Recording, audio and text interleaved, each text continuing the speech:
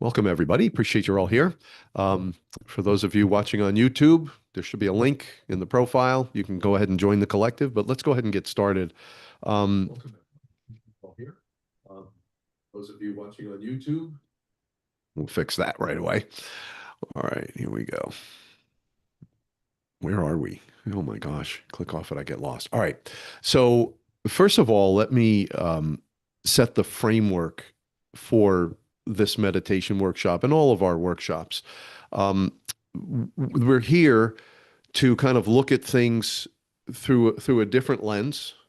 We're all busy. We all have obligations, responsibilities, daily things that we do. This is just a part of what we do. But meditation is an important habit to develop, and we're here specifically to once a week, every Friday afternoon, to keep your meditation practice on track. I do highly recommend that you meditate every day. I think that's really important. But none of us are perfect. And as life goes on, sometimes we miss some of these meditations that we want to do. And yeah, so we're here to make sure that you stay on track as a weekly reminder. Now, today, we will do a meditation, but before we do, we're actually going to do the five body meditation. And we're going to do it all the way up to the fifth body, which can be pretty powerful. It could be a nice experience. And what I want to do before I get into that is I want to talk about a particular piece of ancient wisdom. There's a lot of ancient wisdom out there that we can borrow from in Buddhism, Tibetan Buddhism, Taoism, Tantric yoga, Vedic literature, even Egyptian Enlightenment wisdom, and we're going to take pieces from all of them. But today, there's just such a well-known piece of wisdom, and it's so well known that we really never talk about it. I don't really can't remember seeing anybody specifically talk about this, but it's really packed with wisdom. I'm going to share my screen, and what we're going to talk about today is the Buddhist concept of the Eightfold Path.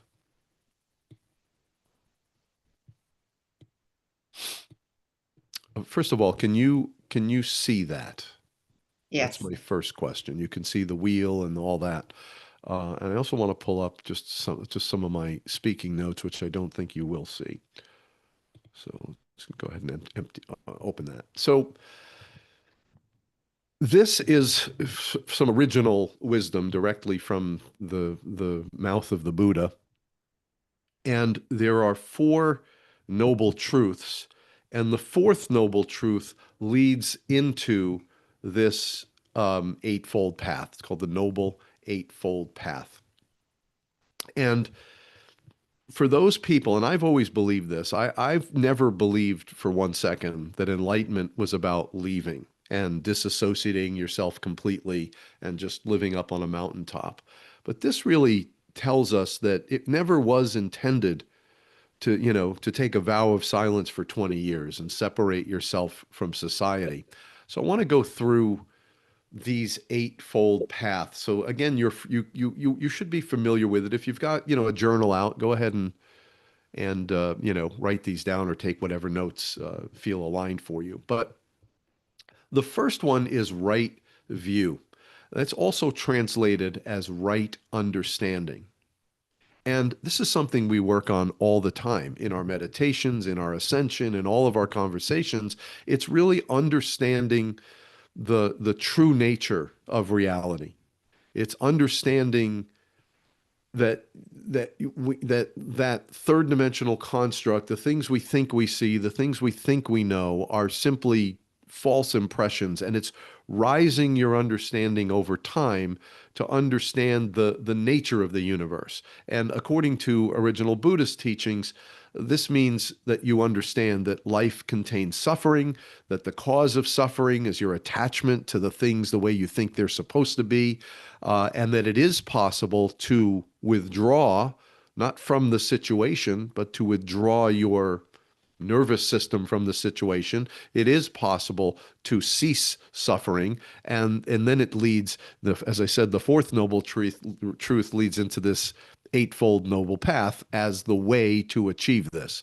So it's seeing the world, the universe, reality, our role in reality, who we really are, what the earth really is, what this experience really is, as it really is, not as we want it to be, not as we think it is, but as we truly need to deepen our understanding into the way it really is, not how we want it to be or how we wish it to be.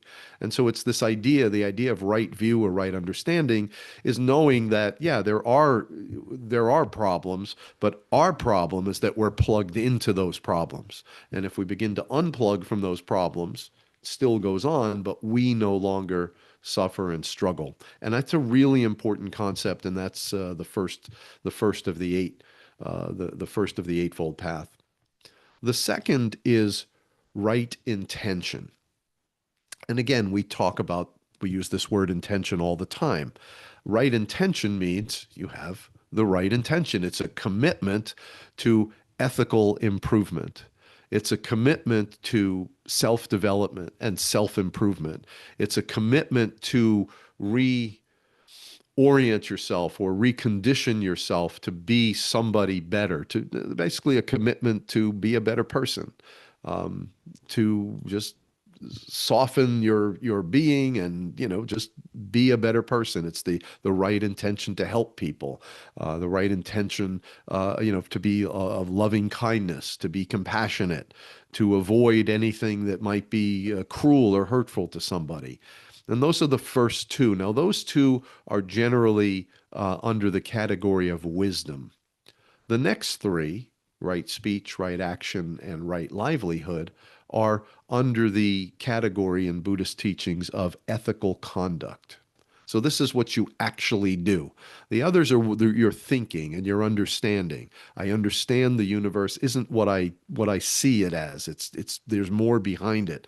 And I have the right intention. I'm working on a path toward becoming a better person. So that's wisdom or knowledge. But the second three are grouped under the idea of ethical conduct. So right speech means to use your speech, to be aware of the words that you're projecting in a way that's truthful, helpful, cooperative, promotes harmony, lifts and builds other people up. Right speech. Again, something we talk about all the time, and it's just really interesting when you go back and you just look at these eight paths, this wheel, how important each step of the journey is. And that's why I tell people, like they say, where do you start? And I'm saying it's kind of like a tornado. You just got to jump in and let the experience carry you with it. So right speech is not lying, not saying things that are divisive or harsh, no sarcasm, no idle gossip. Your speech should be kind, thoughtful, measured, purposeful, and you should consider the impact of your words on others.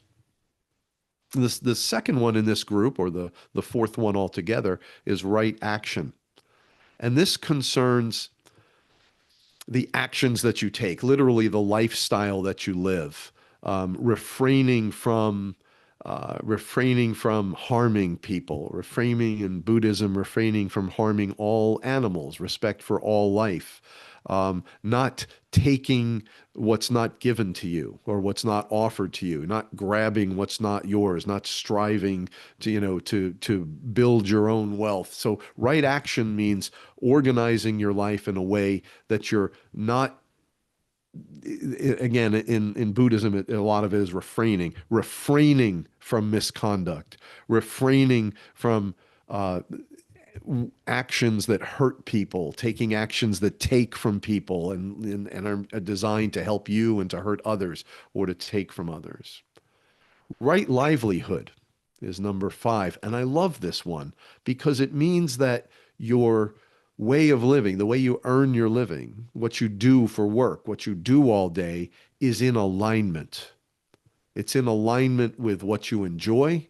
It's in alignment with what's important to you. It's in alignment with your values, that your job doesn't conflict with ethical principles. You're not selling guns, you're not selling drugs, you're not, selling people into slavery. You're earning your livelihood in a way that is aligned with your values, that produces results that you can feel proud of, results that align with the person you want to be. And I'll post this picture as a note in the circle community, or I'll post it with this picture as a post, and we'll kind of, I'll give you more about that. And yeah, that's pretty much what right livelihood is. And I love it because it says, no, you're not supposed to do nothing. All of us need to work. All of us need to do something with our time. Again, I think there's this mistaken understanding that you're supposed to meditate for 14 hours a day, but I don't believe that. I don't, that's not, and even if that was true, we don't have that luxury. We've got to go to work. We got to shop and cook and clean. We need money. We got to put gas in the car. We have to put tires on the car. We got to take our kids to daycare. We have work to do. We have to take care of our kids, and it's a lot to do. But this idea of earning a living in an aligned way. And then the last three are under the category of mental discipline, according to the Buddhist teachings. And the first one in that category, or the sixth one altogether, is called right effort. This is a cultivation of an aligned, balanced state so that all of your effort is aligned. You want to not put effort into things that are unaligned. You don't want to go down a path because anytime you think a thought or have an intention or take an action, you're walking down that path. You're bringing your whole being into that path. So it's the idea of that anything that you do is aligned, and it's specifically, again, according to Buddhist teachings, they talk about what not to do. It's prevent negative states from arising. And if you find yourself in a negative state, acting in a negative path, in a negative series of actions, you want to abandon that track. You want to cultivate new skillful qualities, positive qualities, so that all of your efforts are aligned. They're aligned with your health. They're aligned with the good of others. They're aligned with your good, your family's good. Everything is aligned. So your efforts, you want to be careful because when you make an effort, you're spending energy. So you want to make sure that all your energy is aligned. That's why I personally love the collective, because all my energy goes into here. And it doesn't matter if I get crazy or stressed or whatever. I know that all my effort is aligned with what's important to me, that it's aligned with helping other people. It's aligned with raising the vibration, my own vibration and the vibration of the people around me. So maintain a kind of a balanced state, an aligned state, and make sure that your efforts are aligned. And then there's right mindfulness. I'm in the process of making a video about moment to moment awareness, um, which I think is a pretty powerful video, but that's just kind of one moment. Like if we do a meditation about mindfulness, I could teach you the technique, but that's only one moment. The goal is to be mindful moment to moment to moment. The goal is to be clear, non-judgmental, observing experience, not getting agitated. You don't need to fix everything, control everything, change everything. You don't need to prove anything to everyone. It's kind of a patient, mindful state where you're there's a space between when something happens to you, and there's a space between you, then your response. You want to learn to be mindful, not just one time watching a video, but you want to learn to be mindful as a daily habit, as something that you're doing all the time, creating a mindful state of presence, a mindful state of patience. And allows you to make better choices, to make wiser choices. And the eighth one is called right samadhi. And there's a lot of different images of this on Google, and I looked for one that used the word samadhi. Samadhi means peace or bliss. And what it means is that every day you need to leave time to connect, like we're doing now. You need time to bliss out, like calm yourself, control your wavelength, go within, use your inner sight, have an inner experience. Because if you live, you can live all the other seven, but if you don't take time to introspect, if you don't take time to study and expose yourself and absorb these higher teachings, well, if there's no higher teachings, there's no real improvement. You can improve the other seven things, that's great, but the goal is for you to elevate, to ascend, to be in a month, 3 months, a year, 3 years, be a different person, be an elevated soul. So, and the only way to do that is to take time every day. So I leave it as right samadhi, as a it's normally called right concentration. That's how it's sometimes translated into English, but that's not really what it means. But the goal is to have a sustained practice of mental focus and meditation. The goal is to make your mind tranquil, to be able to concentrate, to be able to go within and be within yourself for, more than just 10 seconds, more than just a minute, more than just 5 minutes. The goal is to learn to go within yourself. And then we use guided meditations to draw this higher knowledge into you, into your field, into your life stream, so that you start to absorb that higher knowledge. You absorb that higher insight and wisdom. Your understanding elevates. So it's really a call to live a meditative life, as the Buddha said. So it's really interesting because I just love this because it's really aligns with it kind of puts a point or a word or a picture to all of the things that we talk about. And there is no one thing that you need to do. It's kind of like all of it. All of it you need to do. There's no escaping. You can't just do one thing, and you gotta kind of have to work on yourself, all different aspects of yourself. So I'll just pause there and open if anyone has any questions, comments, thoughts. If you've, anybody here has studied Buddhism and how traditional Buddhists might view this, any thoughts that you might have.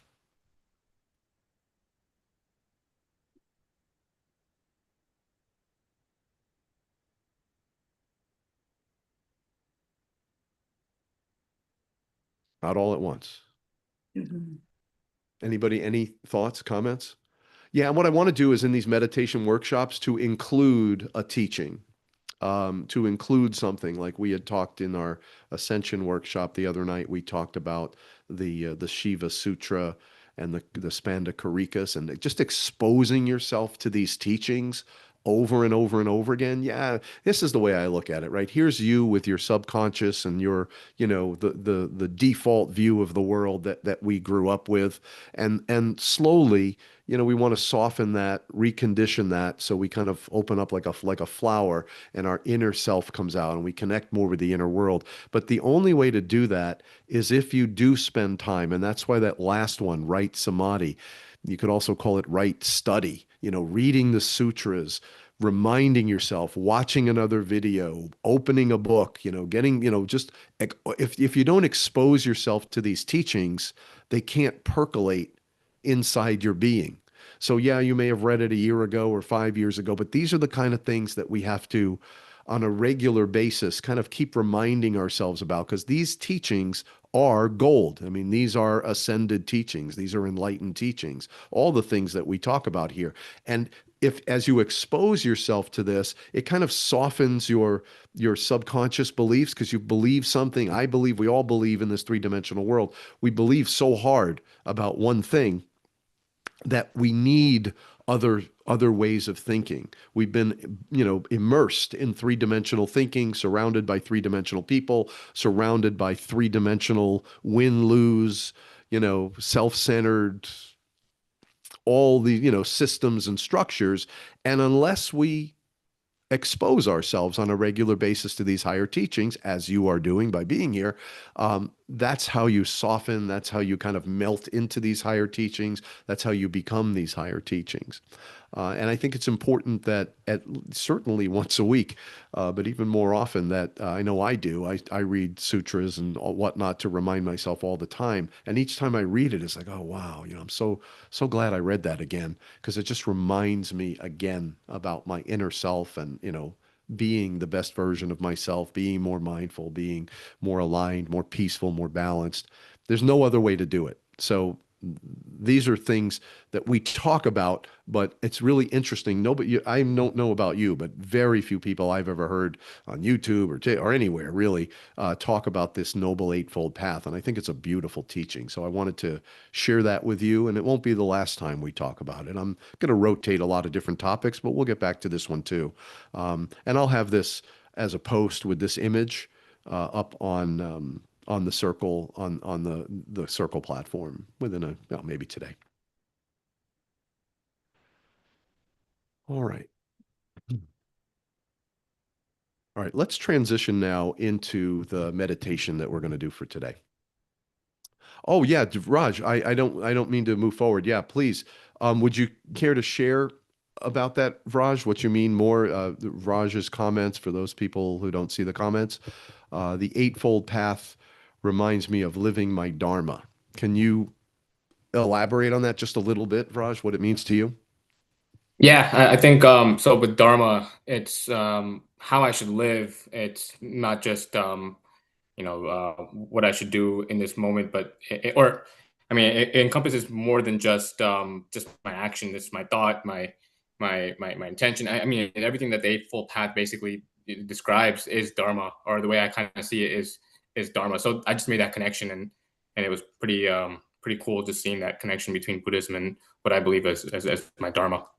Yeah, so basically it's living, it's just being a good person, aligning with, the natural flow of the universe, just aligning with just being a good person, being aligned, balanced, kind, generous, thoughtful, lifting people up, all the things.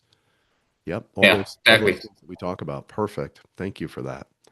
If I can ask you, Dharma comes from what tradition?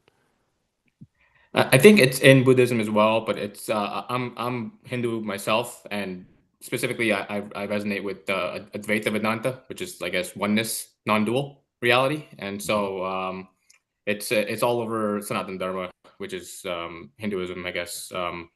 It, it- the, yeah, so it's all over. Dharma applies, you know, doing your duty, and your duty is based on your identities, right? So you can have clashing identities as me. I'm a son. I'm a husband. I could be a father.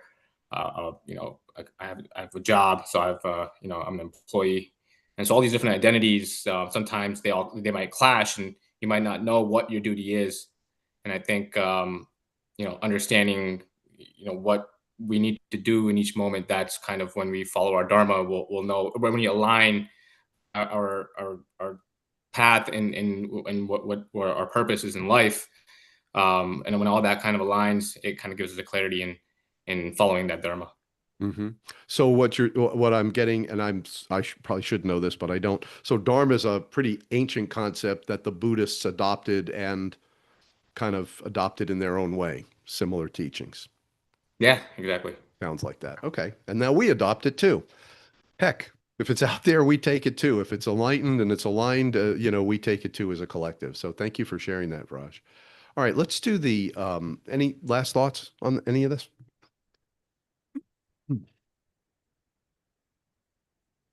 Okay. Let's do our meditation. We're going to do the full five body meditation. And I've adapted this slightly. It might be slightly different than maybe the first time I did it a few weeks ago, but we're going to do it. That's the five body meditation. So take a minute, and if you're in a spot where you can close your eyes, let's do the full meditative experience. Now, meditation becomes difficult if you believe that the purpose of meditation is to not think about anything, to quiet all your thoughts, let go of all attachments and desires. That's very, very difficult for most people, certainly impossible for beginners. So we use guided meditations. And this five body meditation is an example of a guided meditation. You could meditate in silence, just allowing your thoughts to come and go and drift, not get attached to any of your thoughts, but never get any insight. And they'll say, well, if you do this for 7 years, 10 years, 12 years, something will start to well inside you and you'll start to get this insight. Well, I don't want to wait 10 or 12 years. I want the insight right now. So what we're going to do is this is a guided meditation. It's really going to take us to our highest level of inner experience, or at least one path to that high level of inner experience. There are multiple paths to that. So just relax. If you're in a spot where you can close your eyes now.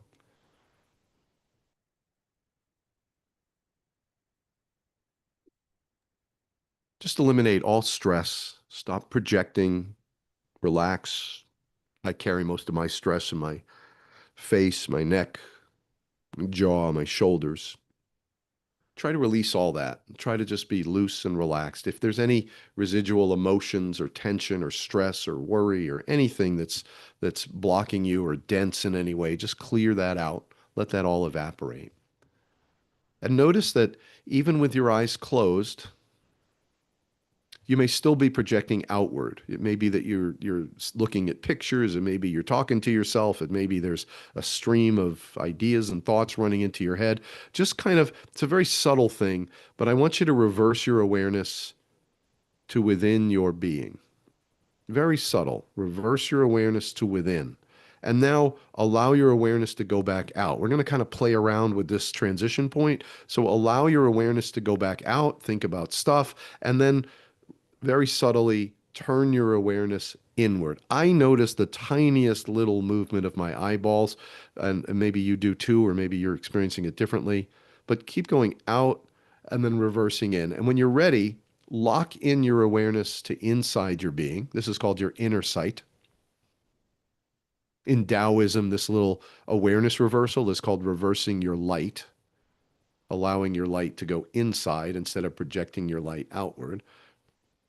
Go inside, reverse your awareness to your inner sight. And once you catch that inner sight, I want you to imagine the picture of a rock sinking deeper and deeper and deeper into the ocean. It just goes down and down and down. That's your focus, attention, awareness goes deeper and deeper inside your being.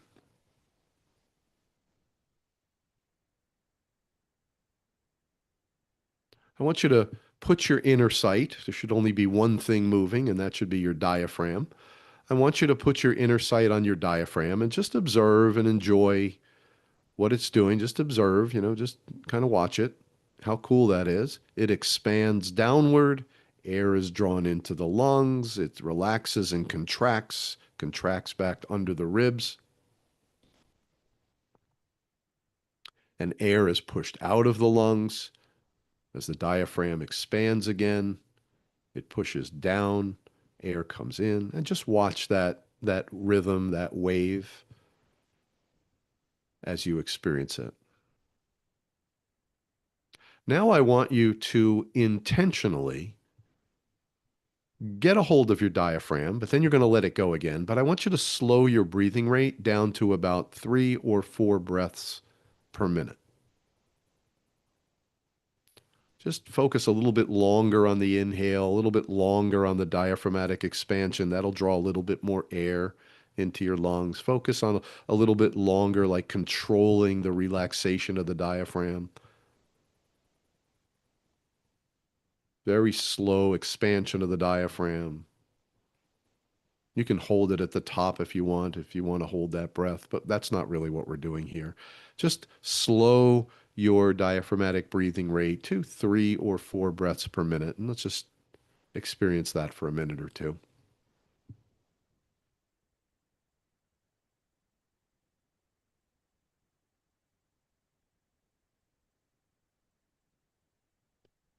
And it would be great if you could make this your default breathing rate. So if you're watching TV or driving or any time when you get like this little glimmer of self-awareness, just put your awareness in your diaphragm and just slow it down. Draw in a little bit slower and deeper, and exhale a little bit slower and deeper on the exhale. And then when you're ready, turn it back, expand the diaphragm nice and slow, let all the air come in.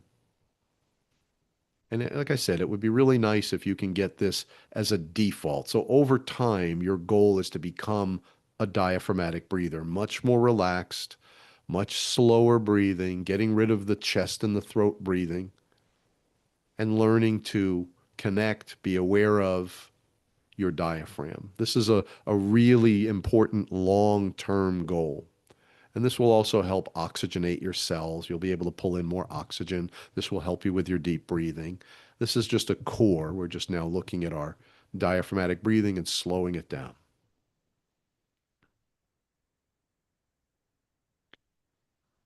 There's a Vedic teaching, a very ancient teaching. It's called the five koshas. The word kosha in Sanskrit means sheath, like five layers. And that's a really good description. I call it the five body, but you don't actually have five separate bodies. They're all integrated into one, and you are all of them. Now, I'm not going to say, because you might go to another tradition that says you have 11 bodies or two bodies. It doesn't matter. We're just doing this for the purpose of the meditation. You have five energetic layers. In other words, you are a physical body at a certain frequency, a lowest vibration, and then there are other versions of you at higher vibrations, and we're actually going to now start to experience them and connect with them. So the first thing in this meditation, this five body or five kosha meditation, is to experience your physical body.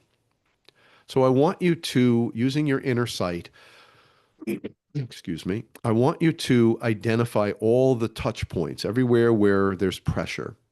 So my arms are on the table. I feel that pressure. My fingers are touching. I feel that pressure. I feel my back against the chair, my butt, my legs, my feet are touching the leg of the chair. My toes are on the floor. I want you to feel all of those points of very slight pressure, right? Just become aware of your physical body, become aware of your skin, your muscles, your skeleton, all of these pressure points. But with your inner sight, I don't want you to look at just one of the pressure points. I want you using your inner sight to take it all in. I want you to see the whole thing. All the pressure points at once, your skeleton, your muscles, your bones, your blood. I want you to kind of observe your physical body using your inner sight all at once. So kind of pull back the lens of your inner sight so you can encompass your whole physical body. So there's no doubt that you are a physical body. You have a physical body. That's undeniable. But it's also true that within this physical body, and around this physical body is an energy system. So you're also an energy body, and you're a flowing, if you could see your energy body, which of course we can't, if you could see it, you'd see it flowing through you, going to every part of your body, flowing around you, forming like an aura, an egg-shaped energetic aura around you. This is also true about you. But we don't experience this energy body because there's something in the way. And what's in the way that's going to allow you to experience this energy body is your emotions that are blocking the energy flow, the tension, the stress. And I want you to release all of that tension, all of that stress. Relax every single muscle in your body and just feel now the energy that's flowing through your body. Raise your consciousness to this higher body, this higher vibrational rate, and recognize and experience and enjoy this sense of energetic flow. And know that this body, this experience, this energetic flow is always here, but you're not seeing it or experiencing it because of this emotional tension. So the layer that you have to release is, if you can release that emotional tension, immediately you feel your physical body and your energetic body. You can see how you're at least these two bodies. That's usually easy. This is the easy part. People can see this and feel this and experience this. So just sit in this energetic flow. The energy is not your breath, but it is very much related to your breath. So this is why a lot of meditation practices ask you to focus on your breath. But I want you to release that and just immerse yourself in the experience of this energetic body, this energetic flow.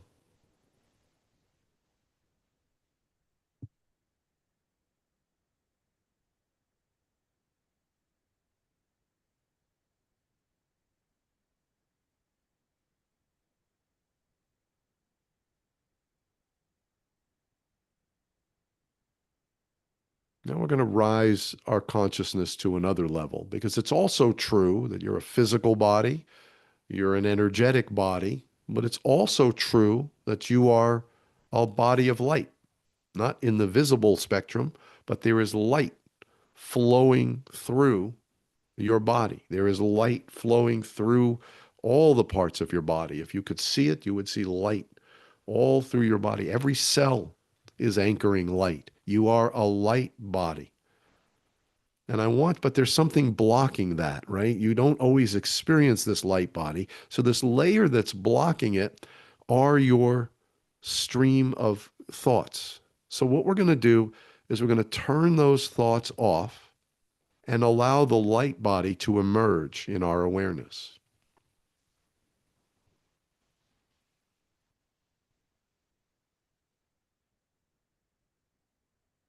And this light body flows through us, it flows around us.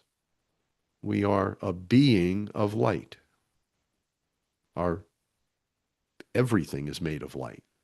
All of us, we are a light body. And again, what stops us from experiencing this is this endless stream of, we're going to just turn the dial down to zero. Just let the thoughts disappear. And the moment everything becomes calm and clear, the light body can emerge. And I want you to experience that light body.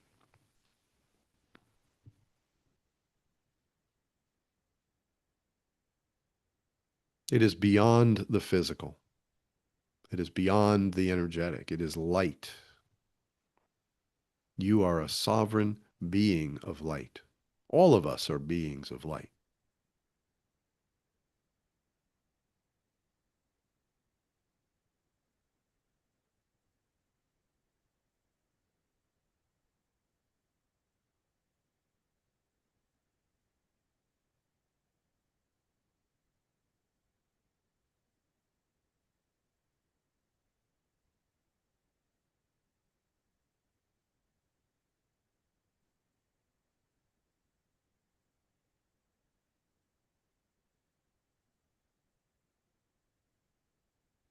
Let's continue.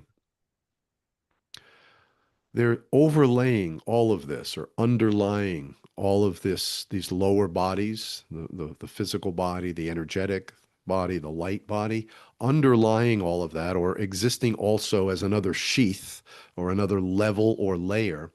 You have a living magnetic body. You have let's just call it a magnetic body. You're a magnetic being, an electromagnetic being. We don't see or feel or experience our magnetic body because there's something that's blocking it. And the little magic layer that we can eliminate is this is the idea of will. I want you to release your will, which should give you you feel like a whole pullback because you're no longer leaning forward. It's that will to do something all the time. Just turn that off, flip that switch off, release your will. And when you release your will, the magnetic body comes into your awareness. You can begin to feel the magnetic field that's within you. You are a magnetic source. You're a magnetic being, which is a higher energy, a higher frequency, higher even above the light body. So, yes, you are a physical body. But if you can quiet your emotions, you can experience your energetic body. And if you can stop the stream of thoughts, your light body is free to emerge. And if you can remove your will, this constant buzzing to do something and be somewhere, always got to do something. Turn that switch off. And when your will disappears, the magnetic body appears. You are a living magnet. The universe is magnetic.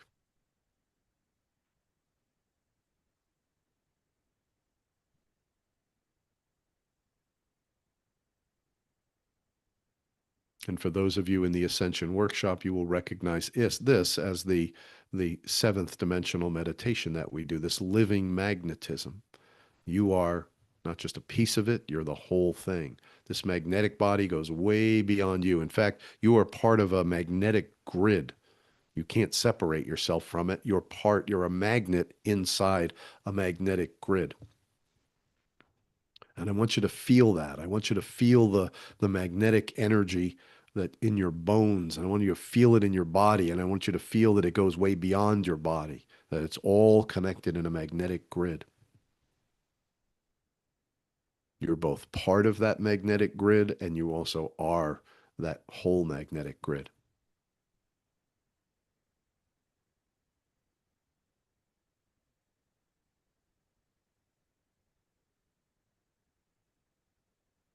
And it's important throughout the day that you get into the habit of experiencing this magnetism, this higher power of magnetism, and that yes, you are a magnetic being, not just sometimes, but I want that to more and more become, I want you to feel it, like kinesthetically feel it in your day-to-day experiences or in your meditations. I want you to feel it every day. I want you to realize that you are that magnetism.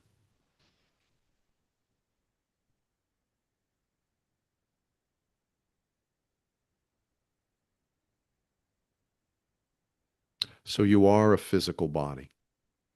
But if you can quiet your emotions, you can experience the energetic body that flows through you. And if you can quiet your thoughts, you can experience the light body. And if you can turn off your will, you are a magnetic body. And they talk about a higher body, which we're going to experience now. They call it the bliss body. I'm going to call it the ecstatic body. It's literally the zzz, the ecstasy of life itself. It's the highest possible energy. If you're tantric, it's the energy of Shiva and Shakti. It's the zzz, the life force, the life that is the whole universe. But we don't experience this ecstatic body. The reason we don't experience it is there's something that's blocking it. And what's blocking it, and this is the biggest release of all, what's blocking you from experiencing this ecstatic body is knowledge. And we're going to remove all knowledge, all frameworks, all knowledge. And if you can remove all of that knowledge, you can now experience the full bliss body, the zizzy ecstasy of life itself, the underlying highest frequency energy in the universe that is the universe, that encompasses the universe. Experience this bliss body, this ecstatic body.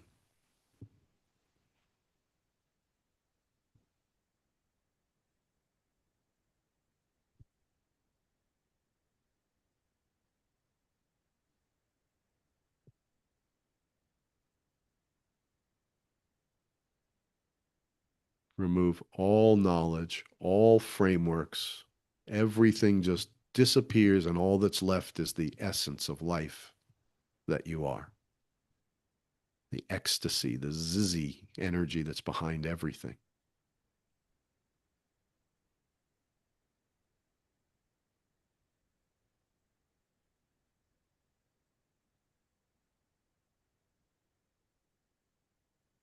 Fully surrendered,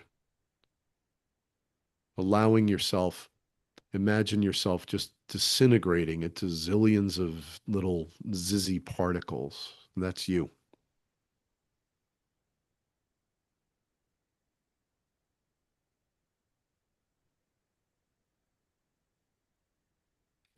For those of you in the Ascension Workshop, This would correspond, and we haven't really talked about it yet, to the ninth dimension.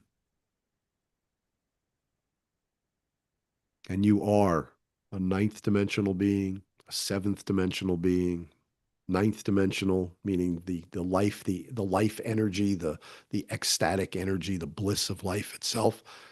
The seventh dimension, meaning the magnetic version of yourself, and the fifth dimension being the light version of yourself, and the third dimension being the physical, energetic is kind of in the middle there. And I want you to know that you are all of these things at the same time. You didn't have to do anything to experience this. You didn't have to have any number of years of experience. You didn't have to learn how to speak Sanskrit. You don't have to do anything. All of these aspects of yourself exist within you at all times.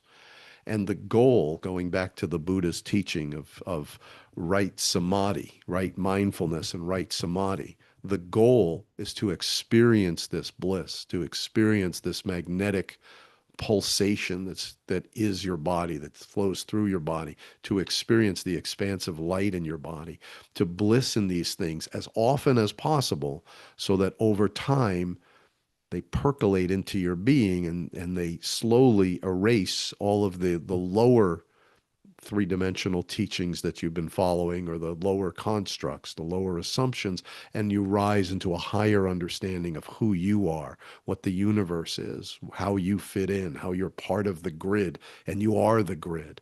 You are all of these bodies at the same time. So take a minute and just sit in this ecstatic, this zizzy bliss body and feel that.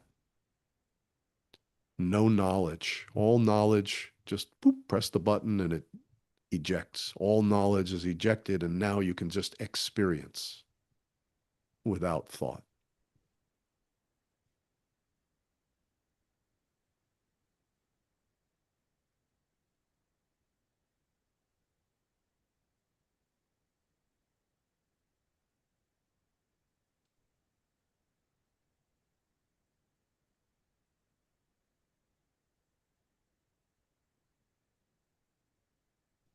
One more time. Feel your let's go through all five again. Feel your physical body. Feel all the points of contact. Release all emotions, all that tension and density and all the knots in your body. Release all of that, and now feel your energy body.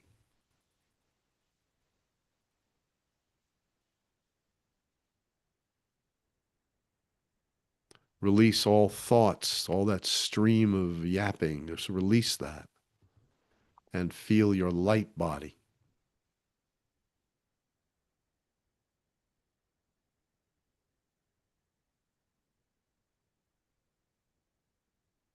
Release your will, your desire to be something different. Release that will and feel the magnetic body take hold.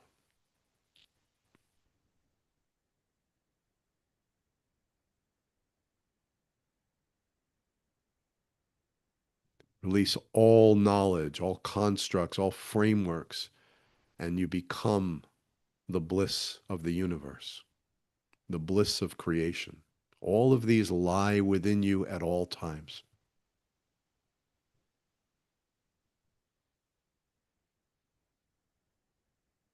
And they are easily accessible, but it requires a consistent set of actions, opening your mind to these higher teachings, allowing them to flow in you, learning how to anchor these teachings deeper and deeper into your being, learning how to live these teachings in your own life.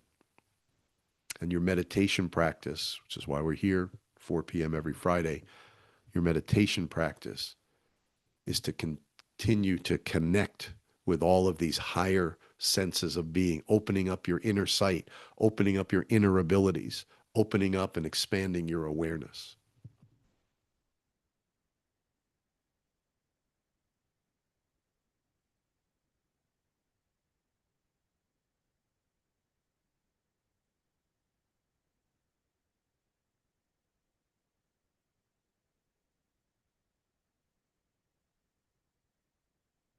And when you're ready, Maybe you won't be ready. Maybe you just want to stay in the bliss body or what I understand that. I'm going to gently come back to our gathering here and just decompress, process that. And one thing I can tell you when I X out of this meeting, that's just the beginning of the process for me. See, every time you do these meditations, you're activating unseen forces, very, very powerful forces that you don't see and you're not aware of. And those forces respond to rhythm and patterns and repetition. So the more you meditate, the more you open yourself up to this wisdom, it's activating these unseen forces, which then start to come into your being. They percolate into you over time. So when you X out, it might be 3 hours from now. All of a sudden you remember your light body, your magnetic body, or your bliss body. And then 3 days, even tomorrow, the next day, all of these things take their time to percolate into your being. And that's why consistency, that's why I started with the Eightfold Path. Right view, right understanding of who you are, right intention, having the right reasons why you're moving forward, right speech, use your words to lift people up, to calm, to create peace, not to create hurt or anger or negative vibrations, right action, align your actions with your values, your principles, right livelihood. The work you do should be on purpose, aligned with your mission, aligned with your purpose, aligned with the things that are important to you. Right effort. You're going to take an effort, do it for the right reasons. Right mindfulness, be present, and then right samadhi, right meditation, right. Always make sure you have a steady practice, that you're always inviting these forces, activating these forces into your experience.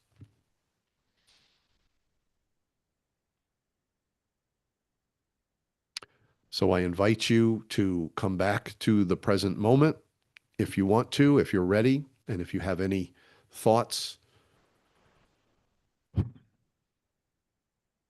anything you want to share, this would be the time. I have a few minutes for that, or we can just quietly relax and just absorb the experience.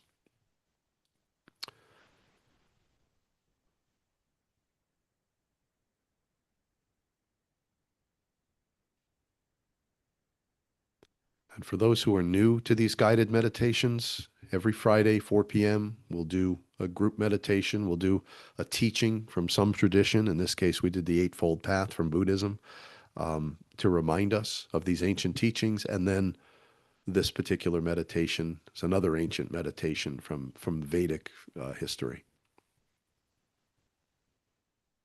All right.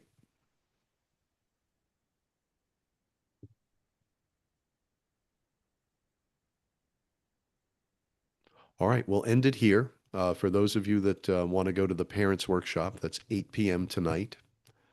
Again, you can access that through the Circle platform. And I'll see some of you there. And that's it. I'm just going to quietly disappear. That's very relaxed. Just any feedback, any thoughts, relaxing. Did that hit the mark for some of you? Very relaxed. Thank you. Totally blissed out. Beautiful. Do that every day for 6 months. Really just blend. You just like blend into it. You just become that. I feel very lightheaded, totally relaxed. Beautiful. Very strong, really good. Good. And I'll be posting this meditation in the Circle platform. It also is going to be live on YouTube. So it's going to be recorded on YouTube as a video.